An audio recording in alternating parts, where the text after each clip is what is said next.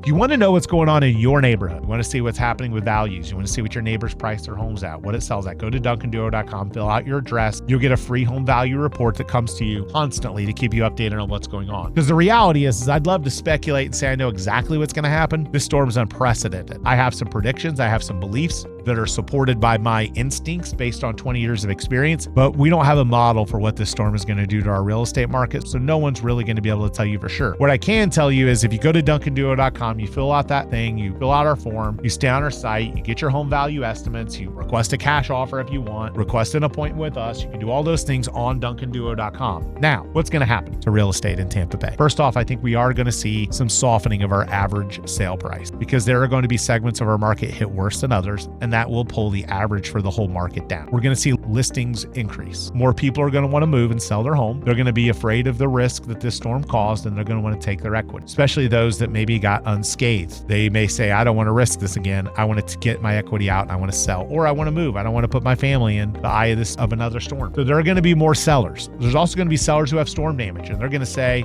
hey, I went out, buy my house cash, let me move. And then those homes are going to get renovated and put on the market. So I think we're going to see an increase in listings. When you see at the same time, I think we're going to see a drop in demand. This storm was blasted all over the national news and the storm before it. That's put kind of a scarlet letter on Tampa Bay. We've had a nice run here where everything about Tampa Bay has been pretty positive. Good local economy, winning sports teams. We've dodged the storms. We've been able to advocate, hey, the storms always miss us.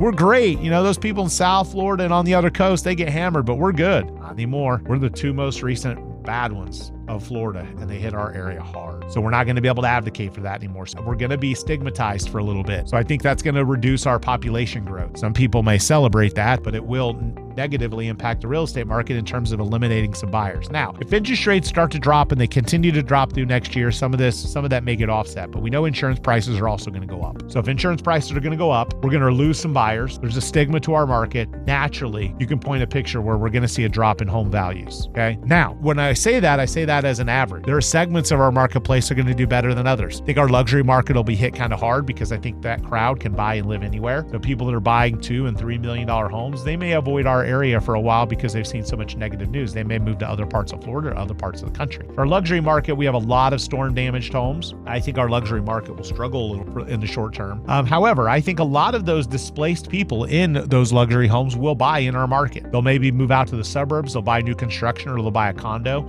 So I think our $300,000 to $600,000 price range is actually going to do relatively well. I think they're going to capitalize from the displaced people. I think condo buildings that are higher up, that are well built, I think you'll see some movement from people into those properties. I think you'll see, just an overall, move across different segments of the market. So for example, somebody's living in a single family home in Shore Acres and got flooded out.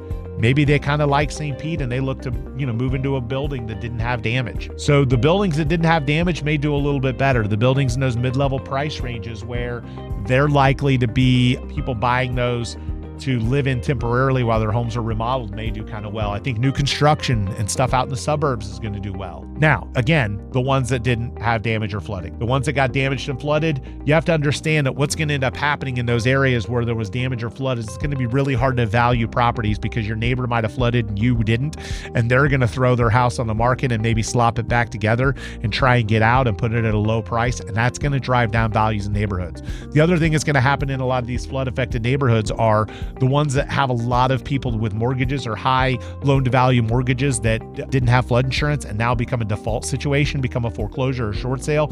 That pulls down value. So there's no question we're going to have a lot of neighborhoods that were impacted have a domino effect where the values are going to continue to be negatively impacted because people didn't have flood insurance. People are going to become short sales and foreclosures. And then some people are going to get spooked enough that they're going to sell and exit their asset and just get out. And that's going to pull values down. So those neighborhoods that were hit, you're going to see values drop in some of those. The suburbs that didn't get hit, the new construction communities, the well-built condo structures that didn't take on water or damage, a lot of those are going to do very well and, actually benefit. So our market, I kind of like to take our real estate market, and I started talking about this a few months ago when we started seeing a really big rise in the number of Pinellas County condos on the market. We were up to 14 months of inventory before the storm. I think our market is now going to kind of think of the stock market, and you could say, hey, the stock market's up this amount this year, or it's down this amount this year. And that doesn't mean every stock is up or every stock is down. Defense stocks may be doing great. Tech stocks may be doing great. Healthcare stocks may be doing bad. Financial stocks may be doing bad.